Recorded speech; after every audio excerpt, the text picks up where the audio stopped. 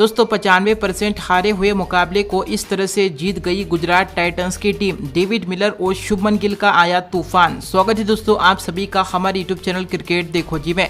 दोस्तों आज की इस वीडियो में हम आपको बताने वाले हैं कि आईपीएल का फाइनल मुकाबला गुजरात और राजस्थान के बीच खेला गया, जहां दोस्तों लगभग गुजरात की टीम मुकाबले को हार ही गई थी, लेकिन फिर कैसे डेविड मिलर ने मुकाबले का पासा ही पलट दिया। पूरी हाईलाइट आज की इस वीडियो में पूरी तरह से विस्तार से बताएंगे। लेकिन उससे पहले अगर आप भी गुजरात की जीत को लेकर खुश हो तो इस वीडियो को एक लाइक जरूर करें और कमेंट करके जरूर बताएं आईपीएल 2022 में आपकी फेवरेट टीम कौन सी है। तो चलिए दोस्तों बिना वक्त गवाए हम इस वीडियो को शुरू करते हैं। दोस्तों आईपीएल 2022 का फाइनल मुकाबला गुजरात टाइटंस और राजस्थान रॉयल्स के बीच खेला गया। दोनों ही टीमों के बीच एक कड़ी जंग हमें देखने को मिली। आईपीएल 2022 के चैंपियन बनने के लिए दोनों ही टीमों के बीच कांटे की टक्कर देखने को मिली। इस मैच में राजस्थान रॉयल्स की टीम ने टॉस जीतकर पहले बल्लेबाजी करने का फैसला किया। गुजरात टाइटंस की टीम को पहले गेंदबाजी करने का जिम्मा संभाला। इस मैच की शुरुआत हुई राजस्थान रॉयल्स की तरफ से ओपनर बल्लेबाज के तौर पर यशस्वी जायसवाल और जोस बटलर बल्लेबाजी करने के लिए मैदान पर उतरे,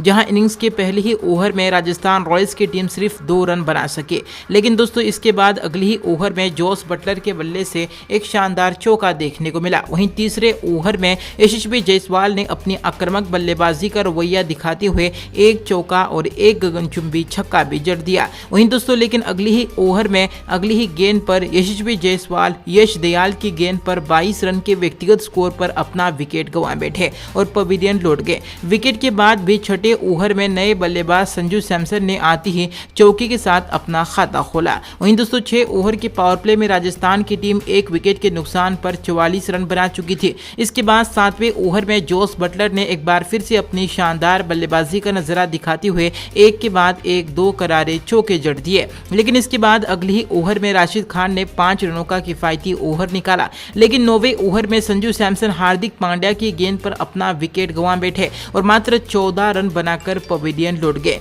लेकिन दोस्तों विकेट के बावजूद अगले ही ओवर में जोस बटलर ने एक बार फिर से शानदार बल्लेबाजी करते हुए एक के बाद एक 2 करारे चौके जड़ दिए। जहां दोस्तों 11वें ओवर में हार्दिक पांड्या ने एक बार फिर से लाजवाब गेंदबाजी करते हुए सिर्फ 4 रन खर्च किए। इसके बाद राशिद खान ने भी बेहतरीन गेंदबाजी करते हुए सिर्फ 2 रन खर्च किए और इसी ओवर में देवदत्त पडिक्कल को मात्र 2 रन के व्यक्तिगत स्कोर पर आउट करके पवेलियन का रास्ता दिखा दिया। इसके बाद अगले ही ओवर में हार्दिक पांड्या ने भी एक बड़ा विकेट लिया और खास तौर पर जोस बटलर को 39 रन के व्यक्तिगत स्कोर पर आउट कर दिया और पवेलियन भी भेज दिया। इसके बाद 14वें ओवर में राशिद खान ने 2 रनों का किफायती ओवर निकाला। अब 15वें ओवर में सिमरन हेटमायर ने बेहतरीन बल्लेबाजी करते हुए एक के बाद एक 2 बेहतरीन चौके जड़ दिए। लेकिन अब इसी ओवर की अंतिम गेंद पर हार्दिक पांड्या ने सिमरन हेटमायर को 11 रन के व्यक्तिगत स्कोर पर आउट करके पवेलियन भेज दिया। 15 ओवर में राजस्थान की टीम 5 विकेट पर 94 रन बना चुकी थी। अब इस मैच को अब तक राजस्थान की टीम काफी ज्यादा पिछड़ते हुए नजर आ रही थी।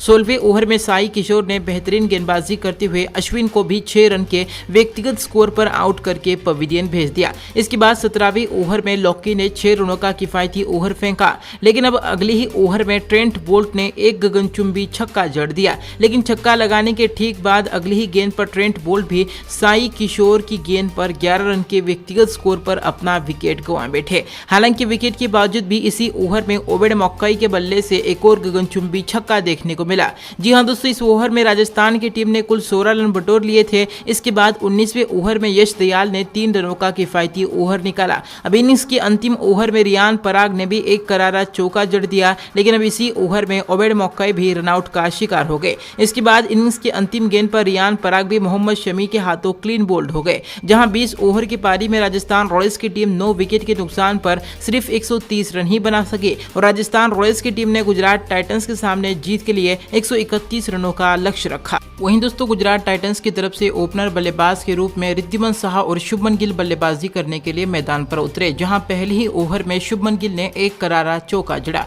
इसके बाद अगले ही ओवर में रिद्धिमान साहा ने भी चौका बटोरा। लेकिन अब इसी ओवर में रिद्धिमान साहा प्रसिद्ध कृष्णा की गेंद पर क्लीन बोल्ड हो गए और मात्र 5 रन बनाकर पवेलियन लौट गए। वहीं इसके बाद तीसरे ओवर में ट्रेंट बोल्ट ने शानदार गेंदबाजी करते हुए मेडन ओवर फेंका। हालांकि इसके बाद चौथे ओवर में मैथ्यू वेड ने एक गगनचुंबी छक्का जड़ा। लेकिन 5वें ओवर में मैथ्यू वेड भी ट्रेंट बोल्ट की गेंद पर अपना विकेट गंवा बैठे और मात्र 8 रन बनाकर पवेलियन लौट गए। परंतु इसके बावजूद भी अगली ही ओवर में शुभमन गिल ने एक और करारा चौका जड़ा, जहां 6 ओवर के पावर प्ले में गुजरात की टीम 2 विकेट के नुकसान पर 31 रन बना चुकी थी। 7वें ओवर में ओबेड मक्काई ने 4 रनों का किफायती ओवर फेंका। वहीं इसके बाद 8वें ओवर में चहल ने भी 3 रन खर्च किए। गुजरात टाइटंस की टीम बेहद ही धीमी गति की बल्लेबाजी कर रही थी, लेकिन इसके बाद 9वें ओवर में हार्दिक पांड्या और शुभमन गिल दोनों ही खिलाड़ियों के बल्ले से एक एक चौका देखने को मिला। इसके अलावा 10वें ओवर में चहल ने 6 रनों का ओवर निकाला, जहां दोस्तों अब गुजरात की टीम को जीत के लिए आखिरी के 60 गेंदों में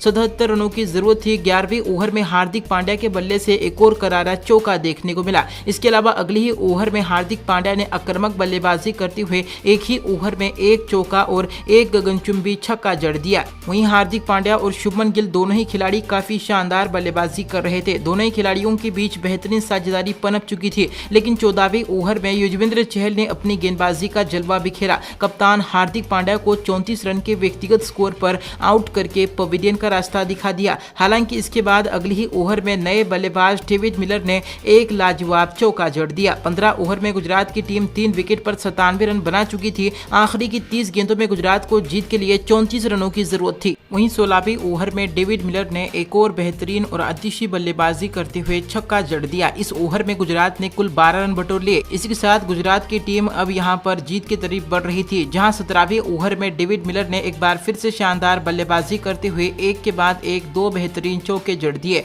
अब गुजरात को आखिरी की 18 गेंदों में सिर्फ 9 रनों की जरूरत थी। 18वें ओवर में अश्विन ने 5 रन दिए। वहीं दोस्तों गुजरात को आखिरी के 12 गेंदों में 4 रनों की जरूरत थी। 19वें ओवर की पहली ही गेंद पर शुभमन गिल ने एक गगनचुंबी छक्का लगाकर इस मुकाबले को खत्म कर दिया। इसी के साथ गुजरात टाइटंस की टीम IPL 2022 की चैंपियन टीम बन गई।